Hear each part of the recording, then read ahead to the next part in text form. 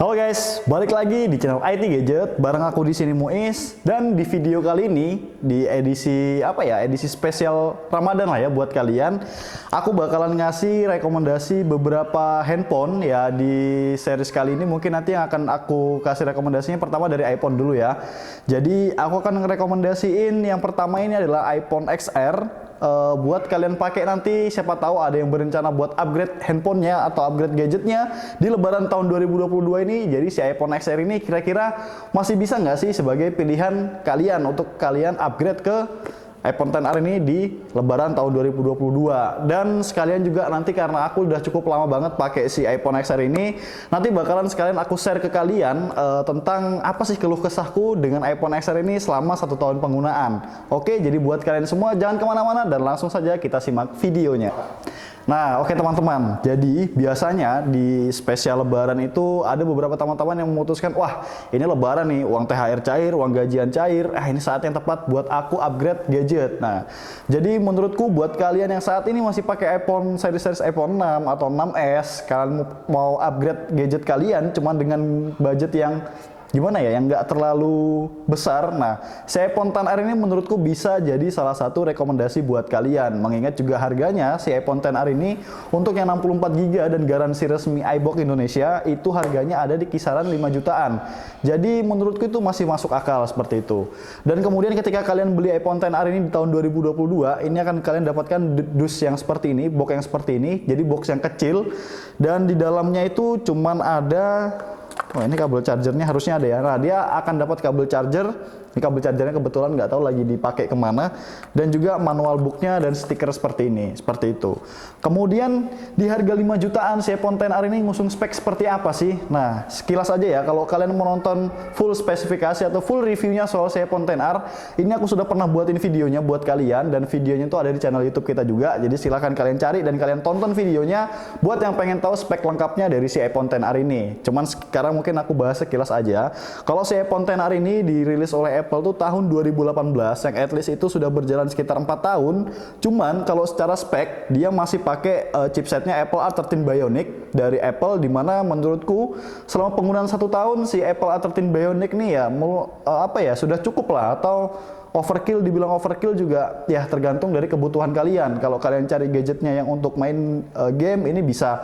Baterainya juga dia ada di 2942 mAh yang otomatis itu cukup banget buat nemenin kalian ngegame ya, walaupun nggak seharian ya, karena di video-video sebelumnya juga aku sudah pernah sebutkan baterai sebesar apapun kalau kalian pakai untuk ngegame seharian untuk di gadget saat ini itu pasti nggak akan cukup teman-teman. Jadi ya minimal dia bisa lah mendukung performanya untuk ngegamenya enak seperti itu. Kemudian untuk layarnya juga si iPhone XR ini punya ukuran layar 6,1 inch dengan resolusi 828 x 1792 pixel.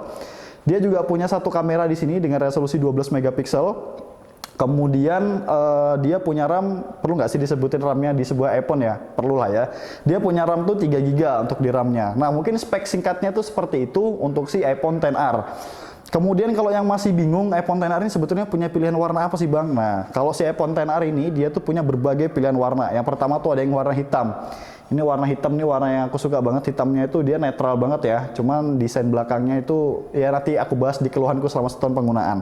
Balik lagi ke warnanya, dia punya warna hitam, kemudian dia punya warna kuning, dia punya warna biru, dia ada punya warna koralnya, dan juga dia punya red produknya yang sampai series 13 pun itu masih punya red produknya seperti itu. Kemudian sekarang masuk ke ini keluh kesahku selama 1 tahun penggunaan. Ini sebenarnya bukan dari driverku saat ini ya, cuman aku pernah pakai iPhone XR ini selama 1 tahun, 1 tahun atau 1 tahun lebih ya.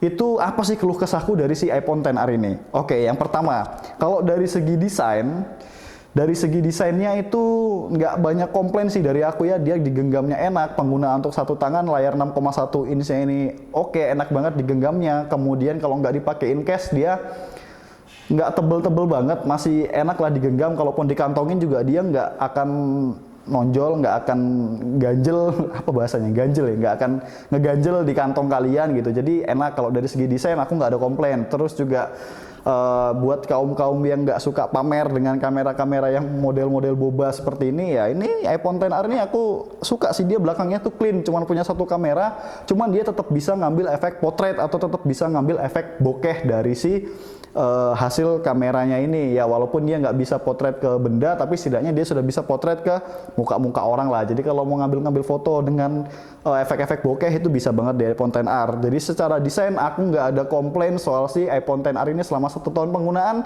nggak ada sama sekali komplainku dari si iPhone XR. Kemudian kalau dari segi baterai dengan kapasitas baterainya 2942 mAh dan dia juga sudah mendukung fitur fast charging. Ya menurutku nggak ada masalah sih ya. Dan buat informasi buat teman-teman, waktu penggunaanku di iPhone XR ini aku nggak pakai buat main game ya, aku pakai untuk sosmedan, kemudian untuk ngambil foto, kemudian untuk ngecek email, sesekali ngecek tugas kuliahku karena pada saat itu masih kuliah. Aku pakai iPhone XR ini, baterainya itu bisa bertahan 1 hari sih. Bahkan kalau aku cas dari pagi aku cabut 100% statusnya aku cabut, kemudian aku pakai seharian, di malam itu masih nyisa sekitar 30% atau 40%-an. Dan itu ketika aku cas lagi, besok pagi aku masih bisa mengulang rutinitas ya yang sama kayak gitu, rutinitas mahasiswa tuh ya gimana sih ya, ngecek-ngecek tugas kuliah, paling foto-foto itu masih oke banget, baterainya masih bisa banget bertahan selama 1 harian. Cuman mungkin kalau dia ada di kondisi yang sinyalnya itu kurang bagus ya, handphone apapun kalau kondisi kita ada di daerah yang sinyalnya kurang bagus, dia pasti akan memakan konsumsi baterai yang lebih banyak. Nah, di situ kadang aku ngerasa ada penurunan dari performanya si iPhone XR ini dari segi baterainya, yang kadang-kadang itu bisa cukup seharian, itu biasanya setengah hari aja sudah tinggal 40% atau tinggal 50% itu dari si baterai iPhone XR ini ya. Jadi otomatis aku harus ngecas dulu si iPhone XR-nya ini supaya aku bisa pakai lagi kayak gitu. Kemudian kalau dari segi hasil jepretan kamera, yang tadi aku bilang dia cuma punya 1 kamera di sini, hasilnya bagus kok, hasil kameranya bagus. Nanti buat teman-teman yang penasaran dengan hasil jepretannya kamera dari si iPhone XR ini, nanti aku masukin beberapa contoh perekaman video dan juga hasil jepretannya dari si iPhone XR. Komplainku dari si kameranya iPhone XR ini nggak tahu ya, perasaanku aja atau mungkin kalian yang sudah pakai iPhone XR juga ngerasain hal yang sama. Menurutku dia kameranya agak sedikit ngezoom sih, terutama kalau kalian pakai kamera depannya si iPhone XR ini ketika kalian buka itu akan sedikit ngezoom. Cuman itu nggak jadi masalah sih, tinggal kita jauhkan aja jarak handphonenya seperti itu. Kalau untuk hasil jepretannya oke banget lah, si iPhone XR ini nggak kalah dengan line up series terbaru dari iPhone kayak gitu. Kemudian kalau dari segi layar, sebetulnya komplainku dari si iPhone XR ini secara di atas kertas dia itu kan masih pakai tipe layar TFT IPS LCD ya. Kalau waktu awal-awal peluncurannya kemarin dibanderol dengan harga 10 jutaan waktu pertama keluar, pakai layar TFT IPS LCD itu menurutku waduh sayang banget kayak gitu. Cuman kalau untuk di tahun 2022 dengan harga yang sudah 5 jutaan masih pakai tipe layar TFT IPS LCD masih oke banget kok buat dipakai. Dan dari dulu emang dia tuh secara di atas kertas dan secara penggunaan langsungnya itu berbeda. Kalau kita ngelihat dari atas kertas, wah IPS LCD nanti pasti nggak tajam warnanya, nggak bisa kayak OLED, nggak bisa kayak AMOLED layarnya. Nah tapi sebetulnya teman-teman kalau kalian pakai langsung iPhone XR ini, layarnya sebetulnya nggak mengecewakan. Dia enak banget di mata, apalagi iPhone tuh punya fitur yang namanya True Tone, di mana dia bisa menyesuaikan kondisi cahaya di handphone ini dengan kondisi yang ada di sekitar kalian. Jadi walaupun kalian pakai handphone ini dalam waktu yang lama, ya sebetulnya secara kesehatan tuh tetap nggak boleh ya kita pandangin layar handphone lama-lama. Cuman setidaknya dengan hadirnya fitur True Tone di iPhone XR ini dan di iPhone yang terbaru itu mulai dari iPhone berapa ya, XR kalau nggak salah 8 Plus itu kalau nggak salah. Ada nggak ya? Coba kalau aku salah, coba kalian komen di bawah ya. Nah itu dengan adanya fitur True Tone itu di mata itu enak banget, manjain mata banget, nggak mudah lelah, nggak mudah capek ketika kalian pakai ini dengan waktu yang lama seperti itu. Jadi menurutku kalau kalian masih mempertimbangkan spek di atas kertasnya, belum melihat secara langsung dari kualitas layarnya si iPhone XR ini, ya cobain dulu deh lihat kualitas layarnya. Pasti kalian akan nggak sadar kalau ini tuh ternyata pakainya TFT IPS LCD. Dan di reviewku soal iPhone XR itu juga aku sudah pernah bilang sebetulnya ada keuntungan ketika si iPhone XR ini pakai layar TFT IPS LCD, yaitu konsumsi baterainya yang bisa jauh lebih optimal ketimbang ketika dia pakai layar OLED atau AMOLED yang harus memakan daya baterai yang lebih boros seperti itu. Nah mungkin itu sih keluh kesahku selama 1 tahun penggunaan. Oh ada satu teman-teman ternyata, kalau kalian nggak pakein case si iPhone XR ini, nah di bagian belakang layar, di bagian belakang layar, bukan, di bagian belakang bodinya ini tuh akan mudah banget untuk ninggalin bercak-bercak noda, bekas-bekas pegang-pegang tangan tuh, jadi kelihatannya kayak jorok gitu. Jadi menurutku kalau memang kalian betul-betul nggak pengen untuk makein case, kalian bisa pasangin anti gores di bagian belakang yang doff. Jadi ketika kalian pegang itu dia nggak akan meninggalkan bekas noda seperti itu. Atau kalau kalian mau yang lebih clean banget ya pasangin kayak yang di 11 Pro Max kali ini itu dipasangin case yang bening, tetap bisa nampilin warna asli dari handphonenya, tapi dia doff belakangnya seperti itu.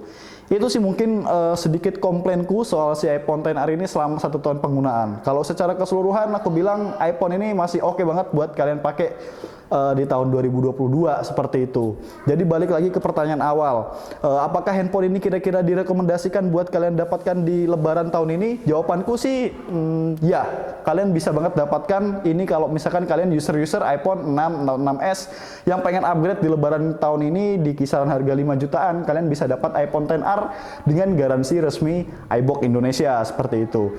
Terus apa ya?